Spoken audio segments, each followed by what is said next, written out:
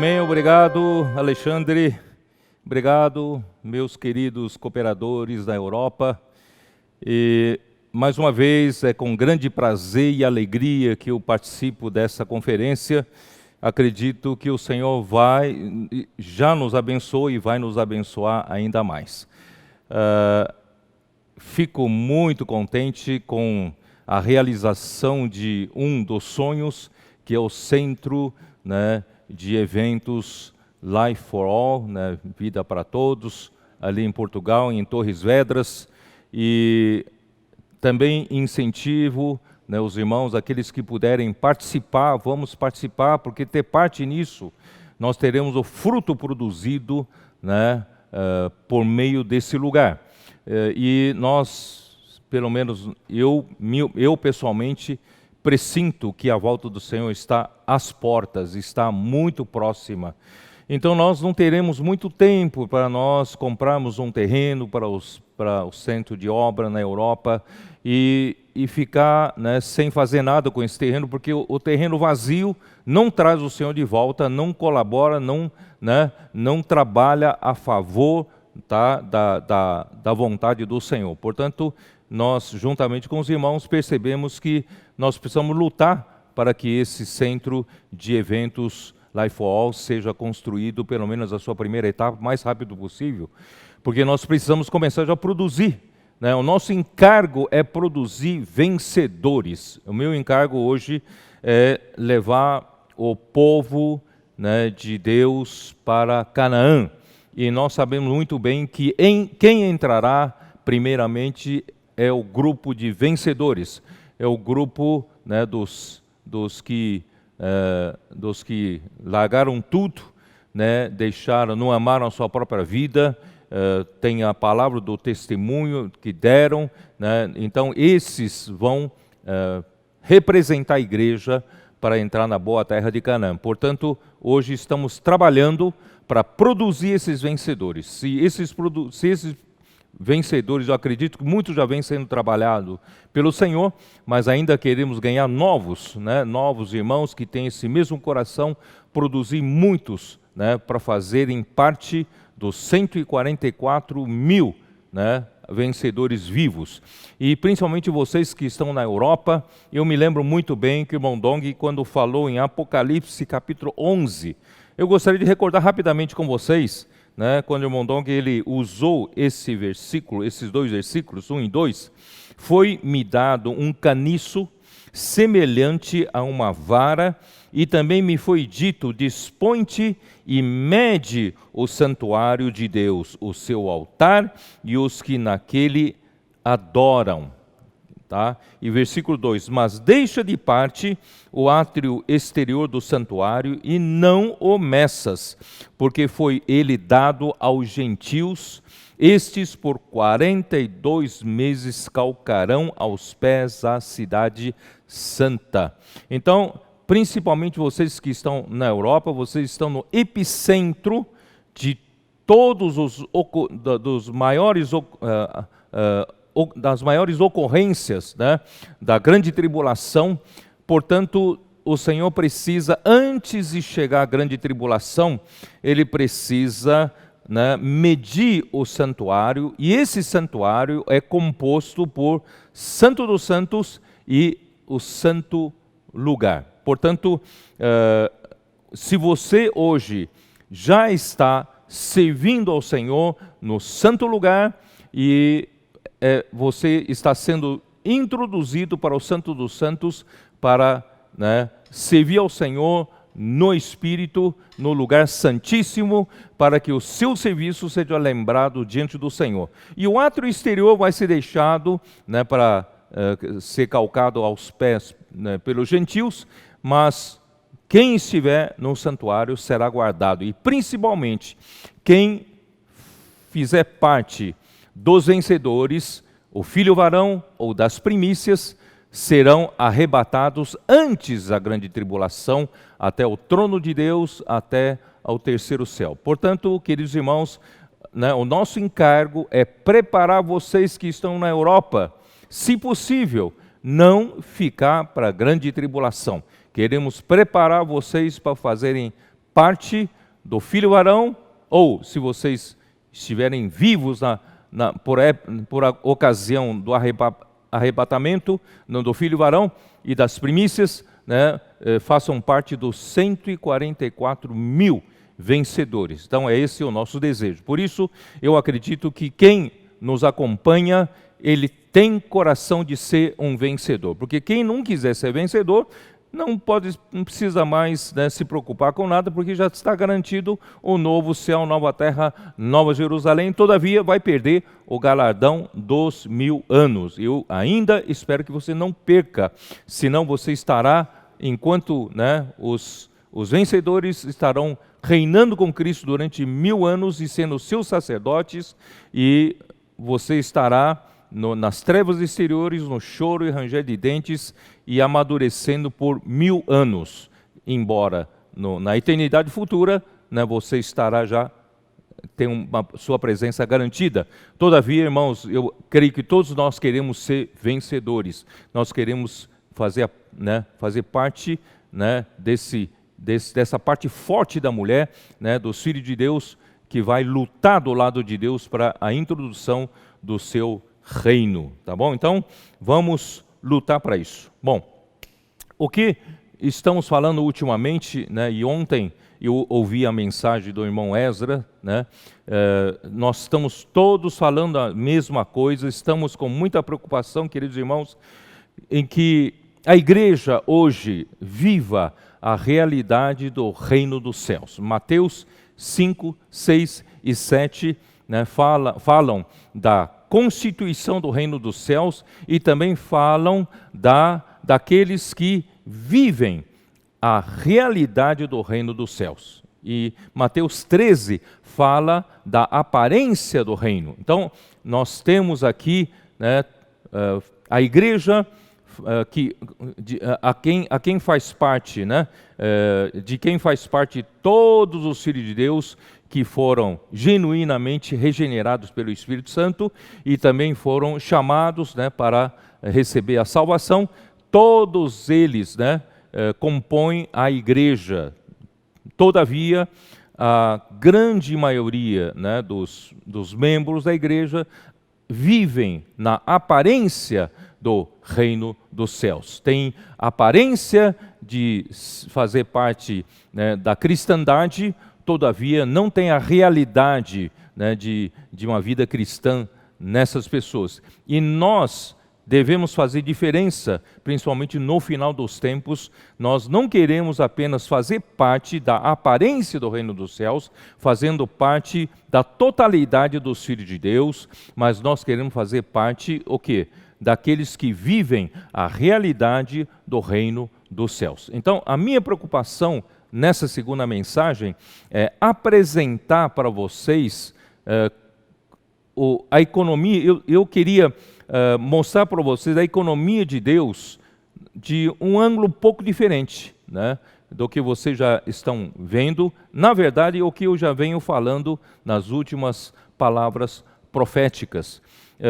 Vocês sabem que Deus, quando criou o homem, lá em Gênesis capítulo 1, né, versículos 26 a 28, ali diz assim: também disse Deus, façamos o homem à nossa imagem, conforme a nossa semelhança, tenha ele domínio sobre os peixes do mar, sobre as aves dos céus, sobre os animais domésticos, sobre toda a terra e sobre todos os répteis que rastejam pela terra. Quer dizer, Deus criou o homem diferentemente de todo o resto da criação.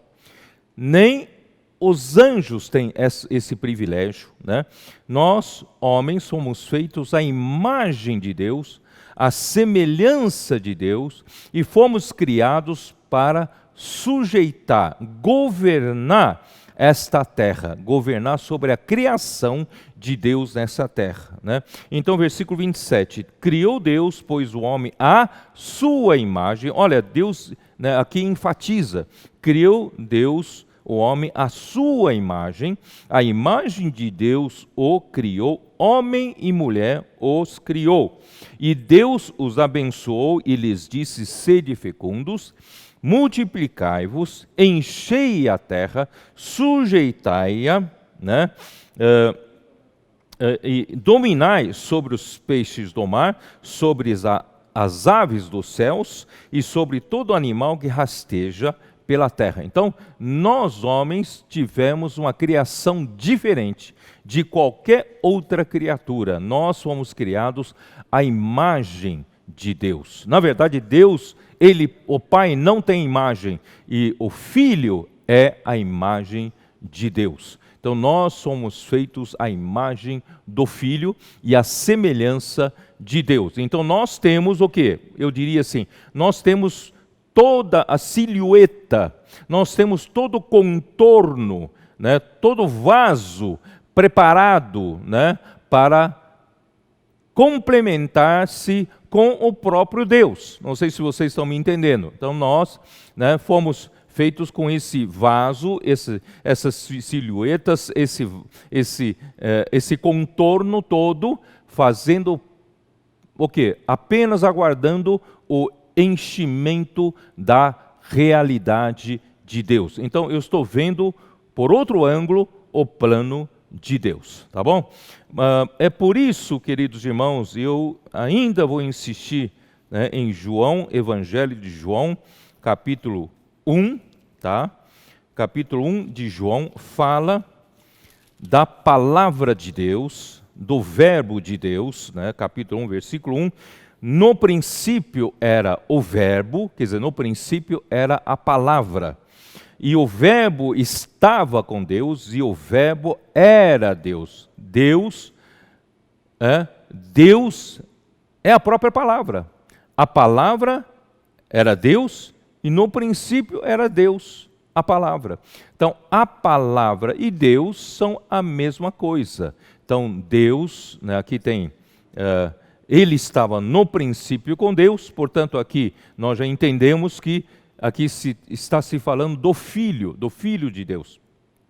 Então, o Filho de Deus é a palavra de Deus. O Filho de Deus é o verbo de Deus. Deus, ele é a fonte, ele é o Criador, ele é a origem de todas as coisas, e o Filho é a sua palavra, o Filho é a sua expressão. Tá?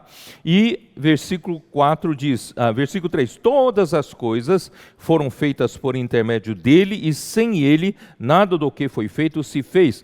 A vida estava nele e a vida era a luz dos homens. Muito bem, então não é exatamente isso que eu queria compartilhar esta noite, né, para vocês da Europa. Já é noite, aqui no Brasil, né, ainda é à tarde. Capítulo 1 de João, versículo 14, onde eu quero chegar. E o verbo, essa mesma palavra que no princípio era, e estava com Deus, e era Deus, essa mesma palavra, esse mesmo verbo se fez carne, se tornou um de nós, tomou essa semelhança da carne. Ele tomou essa carne e viveu como homem aqui na terra, e esse homem nós sabemos que é Jesus.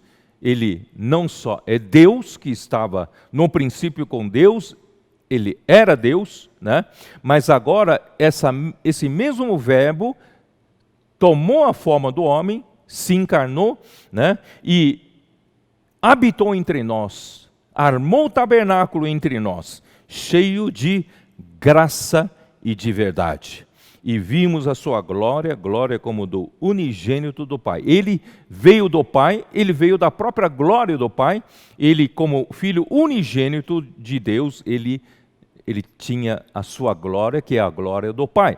Mas ele deixou tudo isso, veio se tornar um homem, ele se fez carne, habitou entre nós como um homem, só que ele veio carregado de quê? Carregado de graça e carregado de verdade. Então, a única coisa que ele trouxe aqui na terra é a graça de Deus e a verdade de Deus. Não sei se vocês entenderam. Então, onde eu quero partir mostrando por outro ângulo o plano eterno de Deus, o que Deus quer fazer.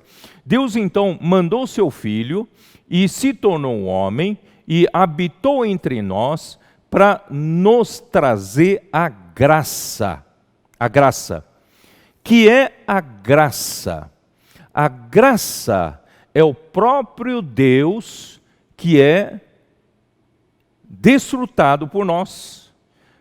O pecador que o homem se tornou após a tragédia no Jardim do Éden, quando o homem se desconectou com Deus, desobedecendo a ordem de Deus de não comer da árvore do conhecimento do bem e do mal, o pecado entrou no mundo e pelo pecado a morte também entrou e a morte passou para todos os homens. Assim, todos os homens, todos nós pecamos, todos pecaram e carecem da glória de Deus.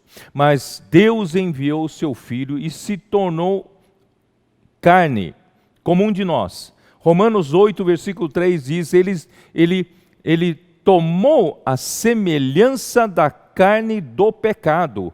Ele se revestiu dessa carne e essa carne tem a semelhança da carne pecaminosa. Porém, nele não tinha pecado. Mas ele tomou essa carne para quê?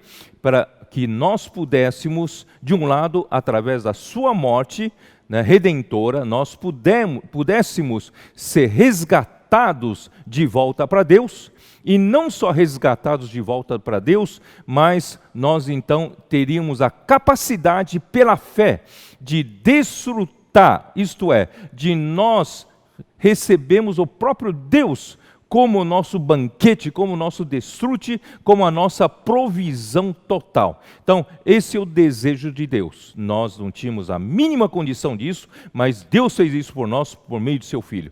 Isso está em Isaías 55. Isaías 55 explica bem isso. Desde o versículo 1. Todos vós, os que tendes sede, vinde às águas, e vós, os que não tendes dinheiro. Está se referindo a nós. Nós não temos nenhum capital, nós não tínhamos sequer direito para ter acesso a Deus, às riquezas de Deus. Nós não tínhamos dinheiro, nós não tínhamos como pagar o preço por nada que Deus é. Mas graças a Deus, por meio da morte de seu Filho e por meio da fé em Cristo, nós então fomos justificados. Pela fé, nós somos justificados e a fé nos fez ter acesso a banquete de Deus, acesso ao próprio Deus com a nossa graça. Então aqui descreve: vinde às águas, e vós os que não tendes dinheiro, vinde, comprai e comei. Sim, vinde e comprai sem dinheiro e sem preço vinho e leite. Porque se tivesse preço, nós não teríamos dinheiro para pagar. Então, graças a Deus, por isso que se chama graça. Então, a graça, a definição melhor, a graça é o próprio Deus que foi nos dado para o nosso desfrute ou para a nossa provisão. De graça, gratuitamente.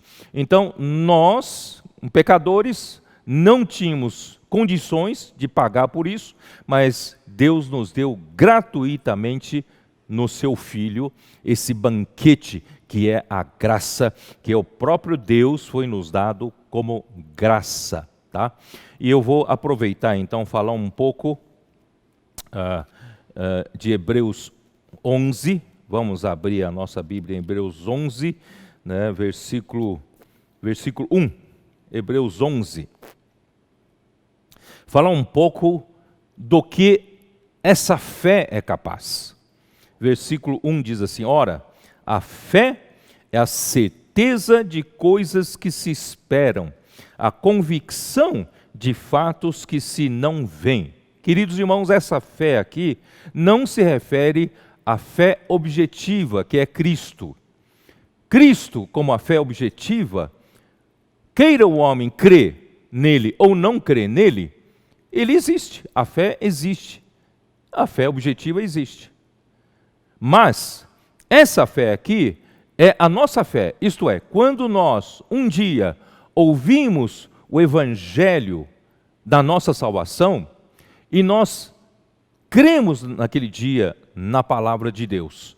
E quando nós recebemos a palavra de Deus, que traz o próprio Deus, por meio de Cristo, por meio da palavra de Cristo, até nós, e quando entrou em nosso espírito, porque nós somos feitos de 3 partes, espírito, alma e corpo, quando nós recebemos a palavra e a recebemos, nós então a recebemos no nosso espírito. E esse fato de cremos na palavra, para recebermos essa fé, se tornou a nossa fé. Então surgiu em nós a fé subjetiva nossa. Nós não tínhamos essa fé, não tínhamos a capacidade de crer, nem a capacidade de ter acesso a Deus, mas após recebermos a palavra do Evangelho, após cremos em Jesus, nós passamos a ter a nossa fé subjetiva. E essa fé subjetiva é tremendamente poderosa. Essa fé, a nossa fé, ela pode, ela é a certeza das coisas que se esperam. Né? Que são as coisas que se esperam aqui? As coisas que se esperam são as coisas de Deus. As coisas da salvação eterna do homem, da salvação plena do homem, é a santificação do homem, é a glorificação do homem, não é isso? O homem, né, ser levado por Deus até o último estágio da salvação de Deus. Então, todas essas coisas que esperam, quem é que nos leva até lá? A fé é a certeza. Essa palavra certeza em grego é hipóstase. Existe essa palavra em português, hipóstase. Então, a fé é a hipóstase das coisas que se esperam. Nós esperamos um dia sermos glorificados. Então, a fé vai nos trazer a realidade da glorificação. Os irmãos estão entendendo, né? Então, essa palavra hipóstase, para os antigos filósofos, eles acreditavam que nesse universo havia, né, uma realidade fundamental, há uma realidade concreta, há uma realidade absoluta. Então, os filósofos da antiguidade acreditavam. Por quê? Porque sem uma realidade absoluta, concreta e fundamental como base, não tem como o universo subsistir. Nada subsiste se não tiver uma realidade, uma verdade única, verdadeira, como a sua base. Então, aí eles acreditavam que existia essa realidade.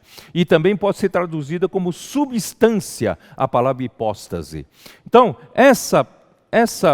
a fé, a nossa fé, tem uma capacidade tremenda de nos levar à realidade fundamental, concreta e universal, queridos irmãos, que é o próprio Deus. Nesse universo não há a segunda realidade, não há segunda verdade. Deus, tudo começou com Deus. Não existia nenhuma criação, Deus estava aqui. Só havia Deus. Então, Deus diz assim: além de mim não há outro. Eu sou único, não é isso? Então, Deus é o único, Ele é original. Na semana passada, eu brinquei um pouquinho, não é isso?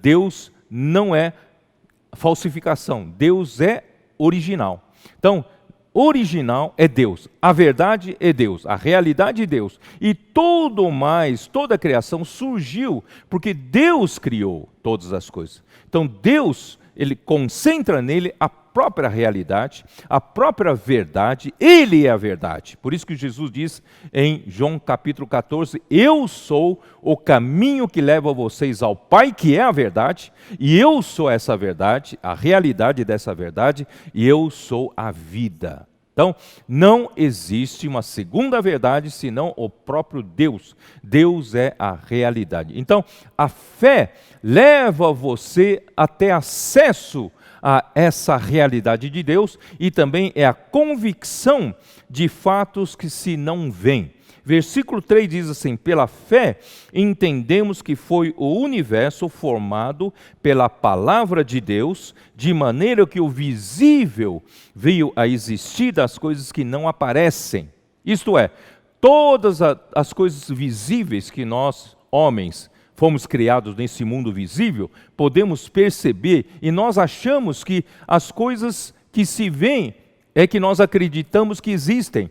Nós não acreditamos naquelas coisas que não se veem. Na verdade, essas coisas do mundo visível são, originados do mundo invisível, do universo de Deus, da parte de Deus, das coisas invisíveis, é que produziram esse mundo visível. Portanto, nós não podemos viver limitados apenas ao mundo visível. Então, a fé leva você a ter convicção de fatos que você não vê e são verdadeiras, são verdadeiros. Então, quando você usa a sua fé, você tem acesso à verdade, você tem acesso à realidade, você tem acesso às coisas de Deus que são invisíveis, que são eternas. Você tem essa capacidade que outro que não crê em Jesus não tem. Hebreus capítulo 1, vamos lá. Hebreus capítulo 1. Versículo 1. Havendo Deus outrora falado muitas vezes e de muitas maneiras aos pais pelos profetas, nesses últimos dias, nos falou pelo Filho, a quem constituiu herdeiro de todas as coisas. Cristo, o Filho, foi designado por Deus para ser o herdeiro de todas as coisas, pelo qual também fez o universo. Ele também foi o meio de Deus fazer o universo. Ele, que é o resplendor da glória e a expressão exata do seu ser, sustentando todas as coisas pela palavra do seu poder, depois de ter feito a purificação dos pecados, assentou-se à direita da majestade nas alturas. Bom, no começo do versículo 3, ele que é o resplendor da glória e a expressão exata do seu ser. Essa palavra ser, em grego, é hipóstase. A mesma palavra que nós vimos lá em Hebreus capítulo 11, versículo 1. Então, aqui diz, ele é a expressão exata da substância de Deus. O ser, hipóstase, pode ser traduzida para substância. E eu, em português, eu prefiro o próprio ser, Ele é a expressão exata do seu ser, do ser de Deus, da substância de Deus, da própria realidade de Deus, da própria verdade de Deus. Então Deus, ele é a verdade, e o Filho, ele é a expressão exata do seu ser, tá bom? Então, irmãos, o que Deus quer fazer colocar essa realidade que é Ele mesmo em nós, Bom, essa palavra, em grego, expressão exata, é caractere, que seria para nós em português caractere, ou os caracteres, que antigamente eram usados para gravar os caracteres, em um selo ou em uma estampa.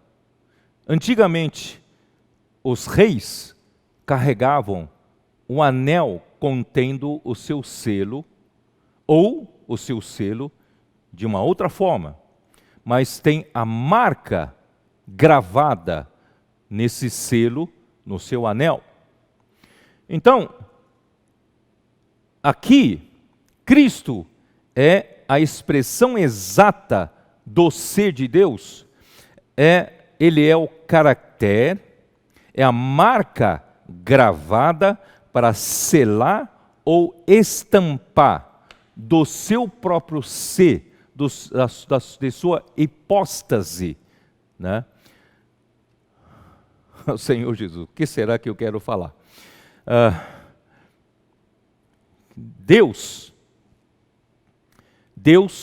ele não tem imagem, já disse isso. Deus, ele não tem como, ele se manifesta por meio do Filho.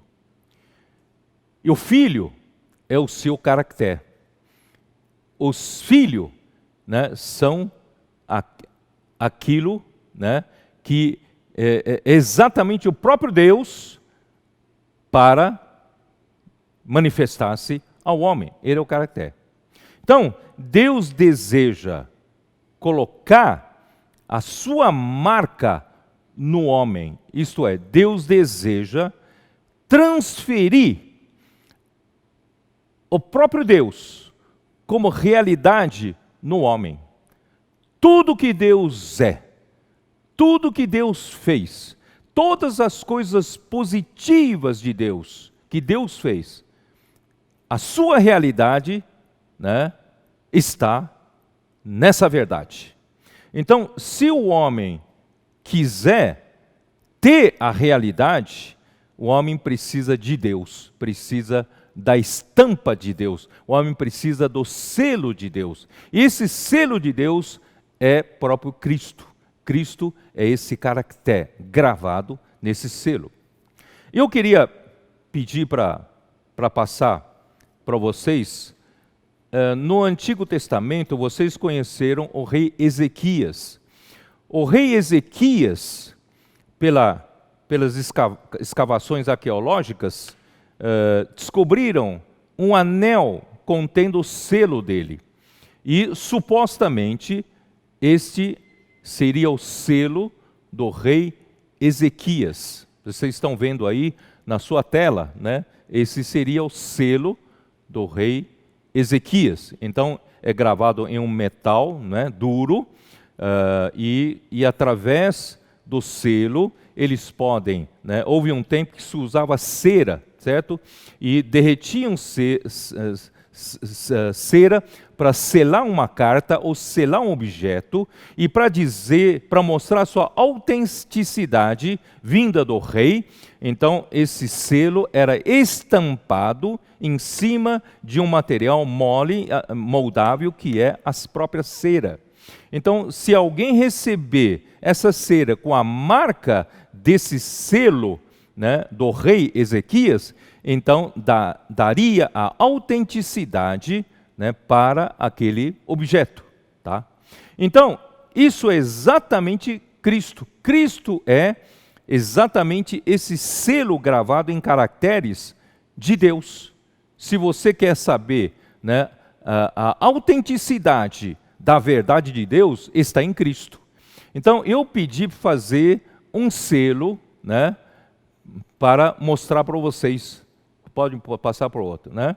E Deus, no Antigo Testamento, ele se deu a conhecer a Moisés, quando Moisés perguntou: qual é o teu nome, para que eu pudesse dizer para o povo de Israel e para Faraó que tu me enviaste até eles. Então Deus disse: o meu nome é Eu Sou. E logo em seguida ele explica que Deus havia dado a conhecer Abraão, Isaque e Jacó como El Shaddai, como Deus todo-poderoso e suficiente. Mas agora o meu nome, né, ele estaria mostrando por Moisés o nome dele, e o nome dele transliterado, né, em nossos alfabetos, nossos caracteres, seria YHWH, exatamente 4 consoantes sem vogais. Portanto, é difícil saber exatamente a sua pronúncia, YHWH. Então, por isso que na nossa tradução traduzida essa palavra por Jeová, e talvez não seja essa a melhor pronúncia, por isso que algumas versões, como King James atualizada, traduz para Yahvé, né? Yahvé, que começa com Y, Yahvé. Então, de qualquer forma, esse é a marca, é o nome de Deus.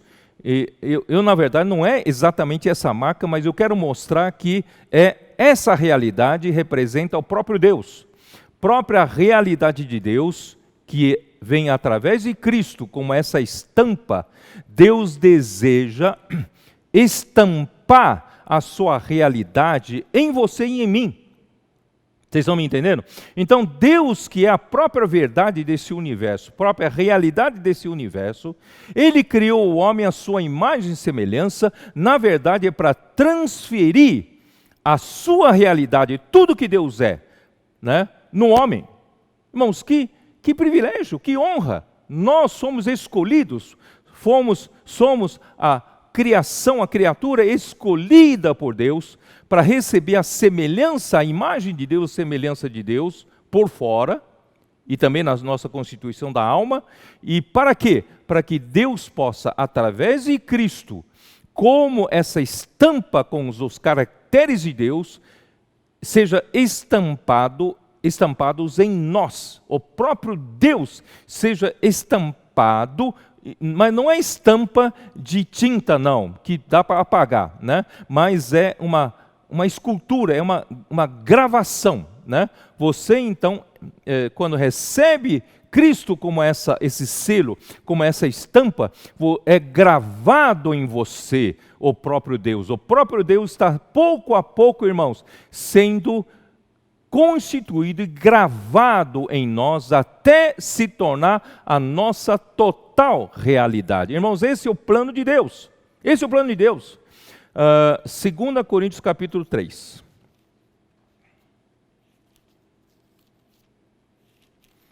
Amanhã eu vou falar um pouquinho melhor, tá? Mais completo, tá? Mas hoje só mostrando para vocês. Vocês estão tendo o privilégio de ver essas ilustrações que eu fiz para amanhã, na verdade. Tá?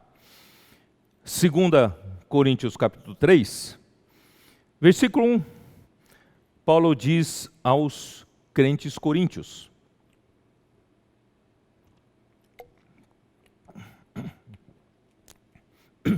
começamos, porventura, outra vez, a recomendar-nos a nós mesmos, ou temos necessidade, como alguns, de cartas de recomendação para vós outros, ou de vós? Irmãos, cartas de representação são cartas feitas pelos homens. Qualquer um pode escrever alguma coisa, certo? E vai depender muito da credibilidade da pessoa que escreveu, certo? Para você acreditar nessa carta ou não acreditar nessa carta. Mas a carta que Deus quer produzir em nós, irmãos, não é essa carta que o homem pode fazer. Essa carta que Deus está fazendo em nós, irmãos, nenhum homem pode fazer e nenhum homem pode falsificá-la. Porque Deus está escrevendo uma carta gravada em nossos corações. Eu vou provar aqui. Versículo 2. Vós sois a nossa carta, escrita em nosso coração. Essa palavra escrita, né? Escrita em grego ekgrafo ou egrafo, tá? Que é gravada, não é escrita com tinta, mas é gravada. Vós sois a nossa carta, gravada em nosso coração, conhecida e lida por todos os homens. Portanto, irmãos, os apóstolos não precisam de carta de recomendação de homens. A carta é o próprio Deus que grava nos corações de quem recebe o seu ministério. Certo? Versículo 3. Estando já manifestos como carta de Cristo, produzida pelo nosso ministério. Nosso ministério não produz uma carta de recomendação que qualquer homem pode fazer, dependendo da sua credibilidade. Não, mas essa carta é gravada por Deus. Então, produzida pelo nosso ministério, escrita, de novo, é a palavra, é grafo, que é gravada, né? Gravada, não, escrita não com tinta, não é com tinta. Tinta pode se apagar, pode se lavar, mas aqui é gravada, uma carta gravada, tá? Mas pelo Espírito do Deus vivente. Então, o que Deus está escrevendo em cada um de nós, irmãos, é o próprio Deus está sendo escrito em você, ou melhor, o próprio Deus está sendo gravado em você por meio daquele selo que é o próprio Cristo, que é o caractere. Deus está gravando em você a sua própria realidade. Pouco a pouco, você passa por uma situação, você está passando por uma situação de provação, e você produz em você perseverança, e você cresce na fé. Então, mais um pouco da realidade de Deus é gravada em você. É isso que Deus está fazendo comigo e com você.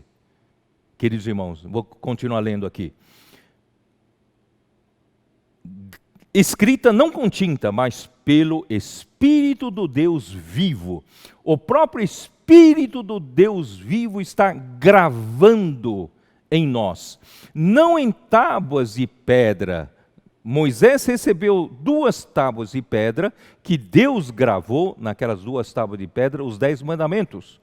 Mas hoje, o Espírito do Deus vivo está gravando em tábuas de carne, isto é, nos corações. Deus está gravando tudo que Ele é, toda a sua realidade. Ele que é a verdade absoluta desse universo, Ele está pouco a pouco escrevendo essa carta, está gravando essa carta em cada um de nós.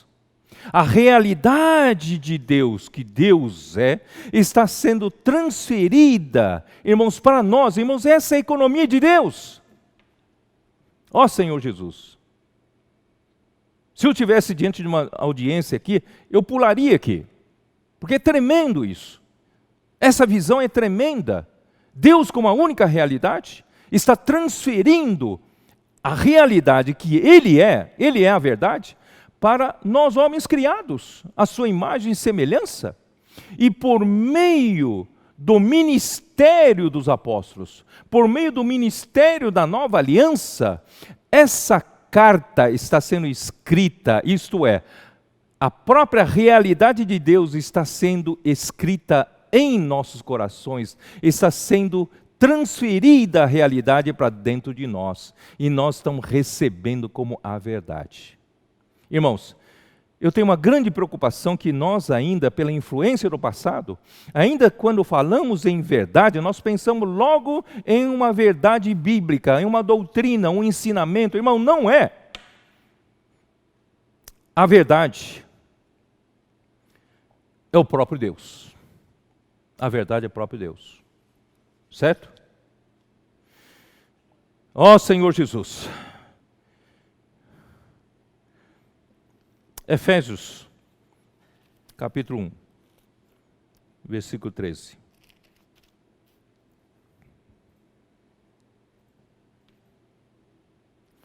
Em quem também vós, depois que ouvistes a palavra da verdade. Então, irmãos, isso dá a entender para muitos cristãos que a palavra da verdade é um conhecimento bíblico. A palavra da verdade é um ensinamento, é uma verdade bíblica. Irmãos, não é. A palavra da verdade, eu já falei, a palavra é como se fosse um veículo. A palavra da verdade é um veículo que carrega consigo a própria verdade de Deus, próprio Deus como a verdade. E deseja transferir essa realidade para você e para mim. Então, a palavra da verdade que vocês ouviram, que é o evangelho da vossa salvação. O que nos salva não é a gente entender uma doutrina. O que nos salva não é nós conhecermos um ensinamento. O que nos salva é a verdade. O que nos salva é o próprio Deus transferindo um pouco da sua realidade em mim a cada dia. Então, no dia em que nós ouvimos o evangelho da nossa salvação, nós recebemos Deus como a verdade. E Ele transferiu naquele dia um pouco dessa realidade para mim e me regenerou. O meu espírito nasceu de novo. Então, um pouco da realidade de Deus entrou aqui. Eu agora tenho um pouco da realidade de Deus e eu tenho o direito de ser feito filho de Deus. Assim como diz João capítulo 1, versículo 12. A todos quantos o receberam, deu-lhes o direito de serem feitos filhos de Deus, a saber, aos que creem em seu nome. Então o fato de crer faz você receber. Mas receber o quê? Receber a verdade. E quem é a verdade? A verdade é Deus. E por meio de quem esse Deus que é a verdade é transferida para você? Através do selo, que é o caráter, que é Cristo. O caráter de Deus é Cristo. Então, através de Cristo, Deus estampou a realidade de Deus em você. Ele gravou a realidade de Deus em você. Por isso, irmãos, o produto final de todo o trabalho de Deus em nós, na igreja, tem que produzir, irmãos, a própria realidade de Deus na igreja. Por isso que a 1 Timóteo, capítulo 3, versículo 15, diz, né, a igreja, vamos lá ver, vamos ler. 1 Timóteo novamente, né? Ó Senhor Jesus. 1 Timóteo 3, versículo 15, para que, se eu tardar, fique ciente de como se deve proceder na casa de Deus. Quer dizer, aqui fala do procedimento. Você sabe que eu já falei já 2 ou 3 mensagens sobre isso. O procedimento é a nossa veste, principalmente a nossa segunda veste. Se você estiver bordando a sua segunda veste para participar das bodas do Cordeiro, o seu proceder será aprovado por Deus. Será uma veste de linho finíssimo, tá? Então, para que, se eu tardar, fique ciente de como se deve proceder na casa de Deus, que é a igreja do Deus vivo. E quem é essa igreja do Deus vivo? É a igreja que é a coluna e baluarte da verdade, né? Eu prefiro traduzir essa palavra baluarte ou para base ou para o fundamento. Versão King James atualizada traduziu para fundamento. Para nós, né, que eu estudei, né, engenharia civil, é mais compreensível. A coluna é um elemento da estrutura para sustentar cargas de um edifício, a coluna. Mas a coluna precisa estar firmemente fundada, que na engenharia civil nós chamamos de fundação.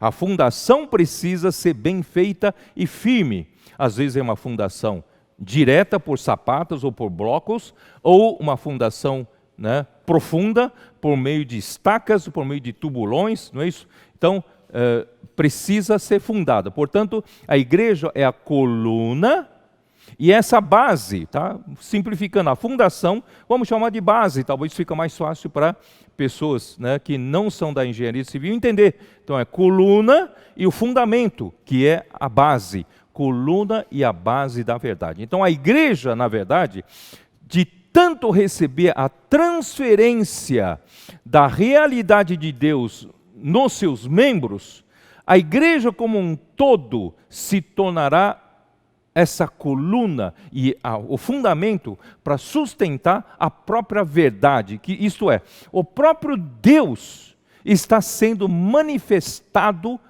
na igreja.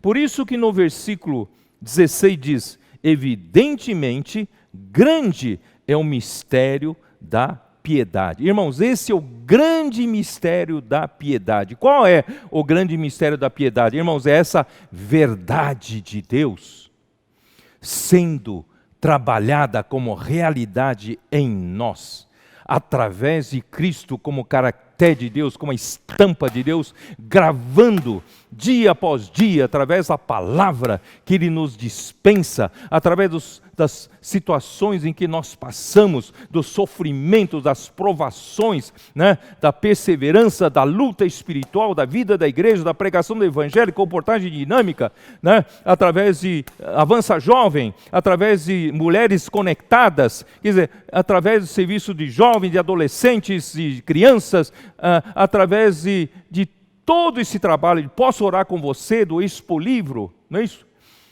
Ó Senhor Jesus, estamos fazendo o quê? Estamos deixando Deus, por meio de Cristo, estampar o seu caráter em nós, quer dizer, estampar a própria realidade de Deus em nós, até sermos totalmente tomados da realidade de Deus. Esse é o mistério da piedade. É o próprio Deus maravilhoso, como a única realidade desse universo, irmãos, está sendo manifestado na minha carne e na sua carne. Aqui na terra hoje, na Europa,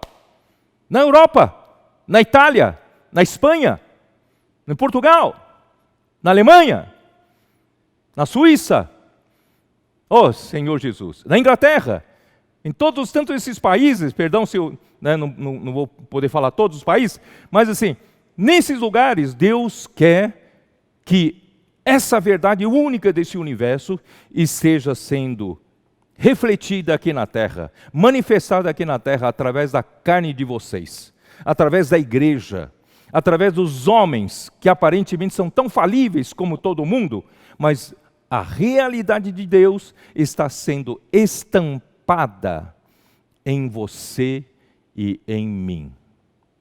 Que o Senhor possa abrir os nossos olhos para mostrar que esse é o plano de Deus, essa é a economia de Deus. E como é mostrada essa realidade para as pessoas? Porque as pessoas não conseguem ver a realidade dentro de nós.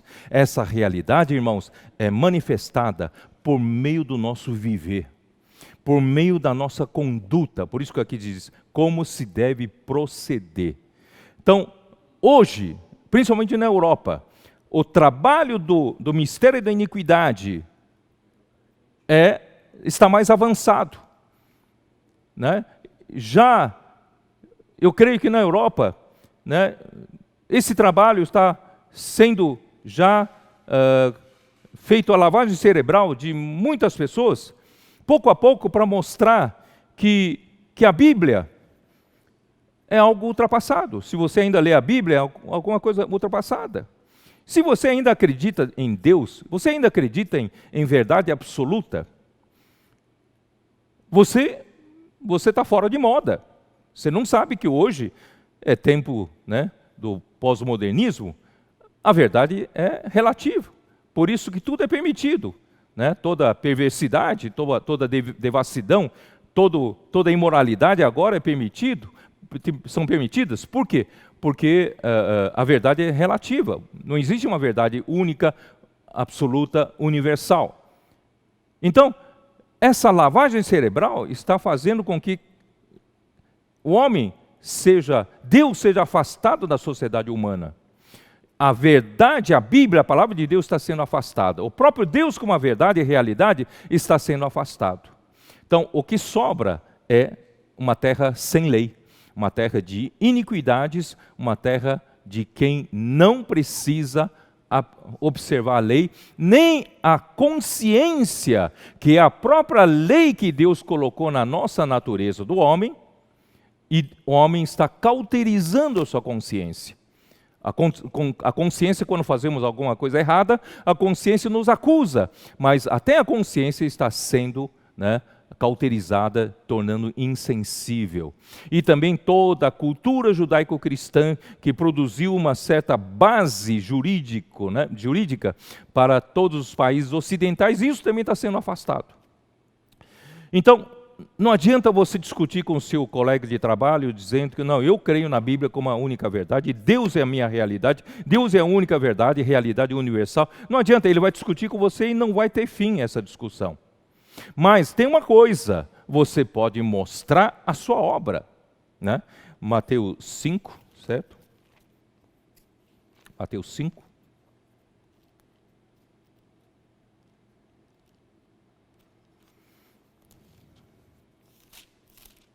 Mateus 5 fala assim, a partir do versículo 14: Vós sois a luz do mundo. Não se pode esconder a cidade edificada sobre um monte. Queridos irmãos, vocês são a cidade edificada sobre um monte. Quando você constrói uma cidade sobre um monte, não tem como esconder. Não tem como pôr uma lona em cima para esconder a cidade. Não tem como. Então, ninguém consegue esconder. Tá? Então, se você é essa luz do mundo, isto é, o seu proceder, o seu viver diante dos homens, é uma cidade edificada sobre um monte, ninguém consegue discutir mais com você. Ele pode discutir com você sobre a verdade, pode discutir com você sobre a verdade absoluta ou relativa, mas ele vai ver através do seu procedimento, você que considera Deus como sua realidade, a palavra de Deus como sua verdade, você tem um viver diferente dele, você tem um procedimento diferente dele, você é a luz, enquanto que ele não consegue iluminar ninguém, não consegue ajudar ninguém na hora mais difícil.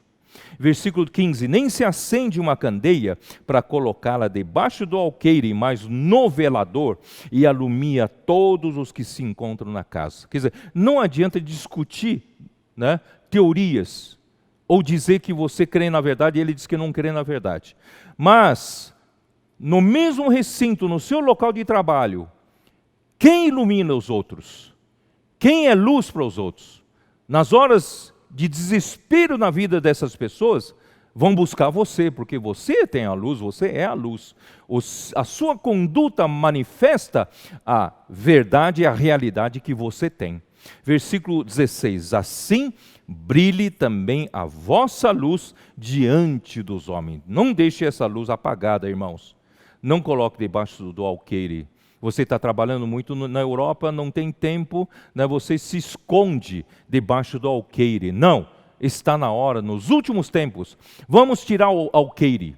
Vamos colocar a luz no velador, para iluminar todos nessa casa. Vamos deixar brilhar nossa luz através dos procedimentos, através da nossa conduta, através do nosso testemunho, do nosso viver, daqueles que têm a realidade dentro de si, aqueles que estão recebendo a estampa de Deus, que é Cristo, recebendo o caráter de Deus, transferindo a realidade de Deus em nós. Assim brilhe também a vossa luz diante dos homens, para que vejam as vossas boas obras, e eles não vão discutir com vocês, eles vão dar glórias a Deus, vão glorificar a Deus, ao vosso Pai, que está nos céus. Portanto, irmãos, melhor você vencer, né, melhor do que você vencer uma discussão, é você vencer pela sua conduta. Portanto, vou terminar com Apocalipse 19. Apocalipse 19. Por isso que os vencedores não discutem, não precisa discutir com ninguém. Os vencedores têm uma veste. E essa veste dá direito a participar do casamento de Cristo com a igreja.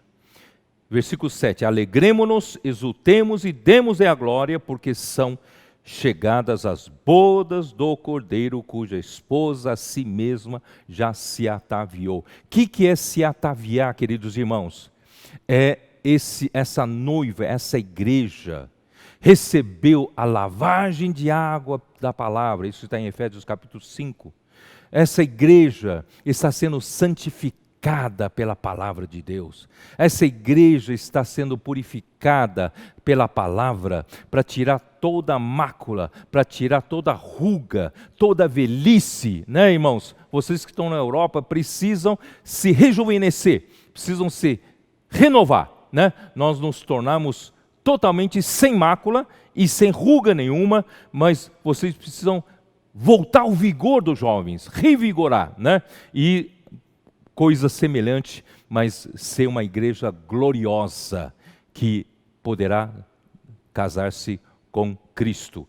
E pois lhe foi dado vestir-se de linho finíssimo, resplandecente e puro. Essa veste, ela brilha, como disse agora, e alumia todos que estão à sua volta, a sua conduta, o seu testemunho, o seu viver, sem discussão doutrinária. Você consegue iluminar as pessoas, você brilha, essa veste brilha e tem a sua pureza, é puro, né? É puro, porque o linho finíssimo são os atos de justiça dos santos, o que você pratica, você que hoje está tendo a realidade de Deus gravada em você, por meio da palavra dos apóstolos, por meio da palavra profética, você está ganhando cada dia mais a realidade de Deus em você, e você vai ter uma veste de justiça.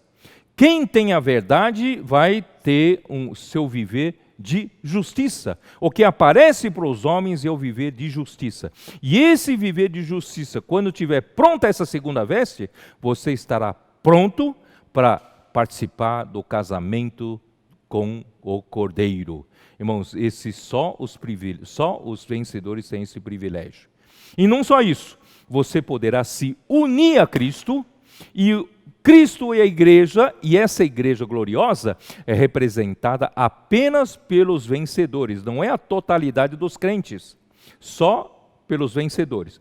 Então, Cristo casará com a igreja gloriosa, representada pelos vencedores, e uma vez, né, a igreja unida a Cristo como uma só entidade, uma só unidade, então, aí sim, Cristo com a igreja poderão lutar a última batalha de Armagedon. E versículo 14, versículo 11, de Apocalipse 19, vi o céu aberto e eis um cavalo branco, o seu cavaleiro se chama Fiel e Verdadeiro e julga e peleja com justiça. Os seus olhos são chama de fogo, na sua cabeça há muitos diademas, tem um nome escrito que ninguém conhece senão ele mesmo. Está vestido com manto tinto de sangue e o seu nome se chama o Verbo de Deus, ele é a palavra de Deus. E versículo 14 mostram quem está junto com ele. Seguiam-no os exércitos que há no céu, montando cavalos brancos igualmente a ele, com vestiduras de linho finíssimo, branco e puro. Queridos irmãos, para lutar contra Satanás, contra os exércitos, do anticristo, do falso profeta e dos reis que seguirem nessa rebelião, irmãos, você não pode estar vulnerável com o seu comportamento. Se você tiver a sua conduta questionável, a sua conduta com problema de testemunho, você não tem como lutar, não é isso? Porque Satanás é o acusador de nossos irmãos. Mas se você tiver essa veste de linho finíssimo, ninguém conhece, você não terá telhado de vidro. Você não terá rabo preso com ninguém, você terá justiça. Então você terá essa veste de linho finíssimo, você poderá sim lutar. Versículo 15, sai da sua boca uma espada afiada para com ela ferir as nações e ele mesmo as regerá com cetro de ferro e pessoalmente pisa o lagar do vinho do furor da ira de Deus Todo-Poderoso. Tem no seu manto, na sua coxa, um nome escrito: Rei dos Reis e Senhor dos Senhores. Eu espero, queridos irmãos da Europa, espero ter conseguido encorajar vocês. Eu quero, com essa palavra, poder produzir mais vencedores no tempo final. né? Vamos mudar de postura, vamos mudar de atitude. Ainda dá tempo de ser vencedores. Amanhã, né, na mensagem de amanhã, eu quero mostrar isso.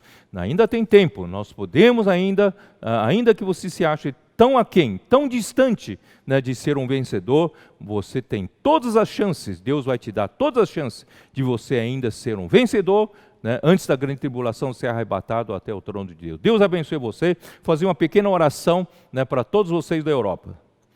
Senhor Jesus, abençoa nossos queridos irmãos, as famílias que estão na Europa, alguns que foram, Senhor, especificamente para a Tua obra, para trabalhar na Tua obra, e por outro lado, Senhor Jesus, se eu possa, mesmo aqueles que foram, né, para outras razões, mas o Senhor está usando cada um, Senhor, para encerrar esta era, principalmente esses nossos irmãos que estão na Europa, ali onde as coisas ocorrerão mais fortemente durante a grande tribulação.